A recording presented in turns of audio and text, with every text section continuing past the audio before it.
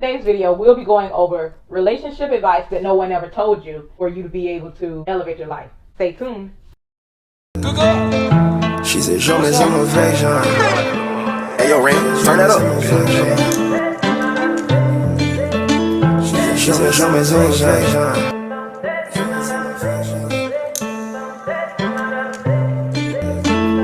Show me some affection. The things I'm going to be sharing with you are things I've learned over the time of me being an entrepreneur and from reading books from other successful entrepreneurs who decide to share their knowledge and experiences in a written context or in the form of a video.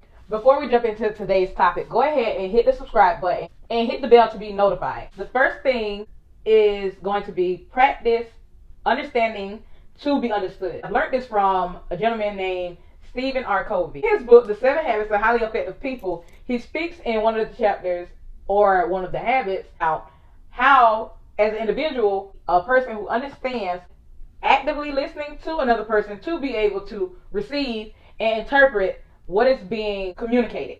That means, as an individual, if we are always talking to respond, we can't fully communicate back and forth with the people who need to know what may help us if they aren't the ones that are actively listening to us. What that looks like is, let's say you're having a conversation, you want to be able to listen to that person and have the ability to respond through what you feel is best for them without being prejudgmental, meaning you're being authentic and empathetic to care and cater to what they need from actively listening to them, and not being a person who doesn't understand what it may be that they actually are wanting to receive from you. Second is going to be love yourself more than you love another person, because another person is not going to give to you and give to others the way that you can give.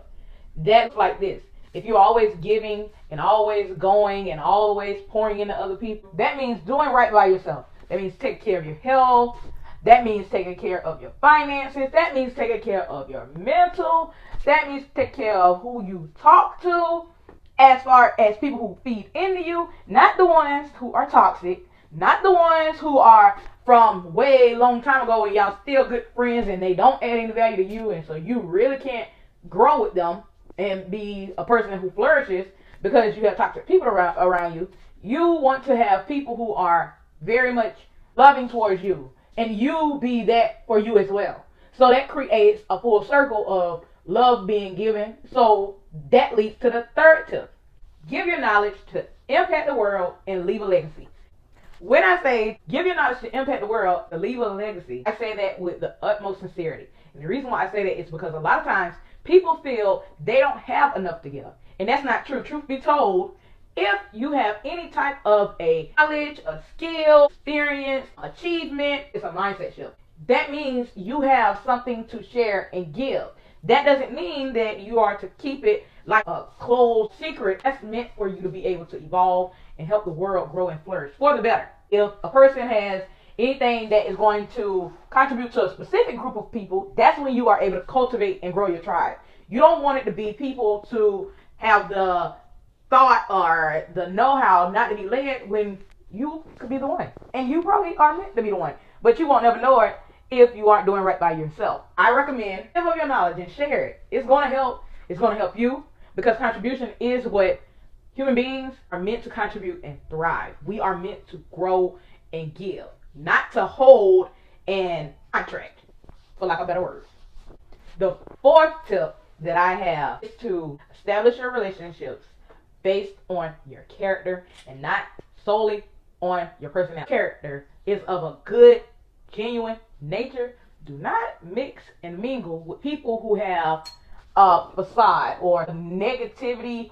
Tell when people have good intentions and people have bad intentions, and those little sneak bad intentions, stay away from those people. The reason why I say that is because those are the people that are going to tug on your good energy when you are working and progressing yourself as an individual, and then you have those people who are desiring to do sneaky shit. You don't want those people to be around you and invading your space and taking up any type of future good spirit that you are giving, because these people don't have a good intention. Your intentions are to be for what you desire. And should you be a person that wants to grow and evolve, then truth be told, you won't have time for them anyways. So don't find people that just match your personality only. Find people who match your character, and then, of course, their personality is going to show. That's how people get to know people anyways. You have to get to know people's personality after. Don't be a person who is shallow and doesn't understand that, you know, genuineness is, it's not far and in between. It actually is a lot of people who have a good character. You just got to be careful with who you deal with. That's it. Discerning. That's the word. Discerning. I had to learn that. This relationship advice making sense? If it is, write boss in the comments below. My fifth and final tip is going to be practice a minimum of 2 daily disciplines. And the reason why I say that is because there's a book called Outwitting the Devil. This book called Outwitting the Devil actually has in it a description of what the devil per se is. And truth be told, most people imagine the devil as being something that is external and this evil monster and something that is bad and so forth.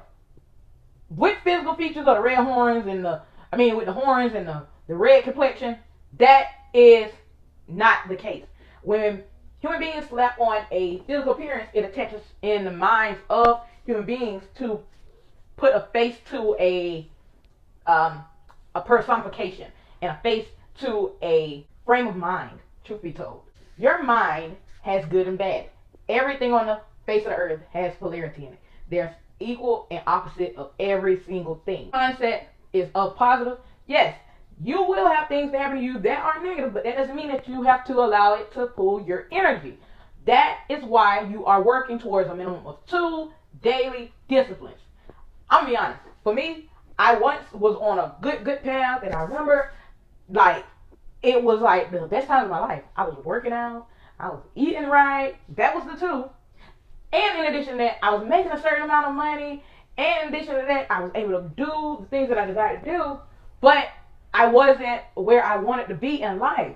And long story short is this. All of my disciplines that I had built up, I let them go. And I let them go very quickly because I wanted to be free.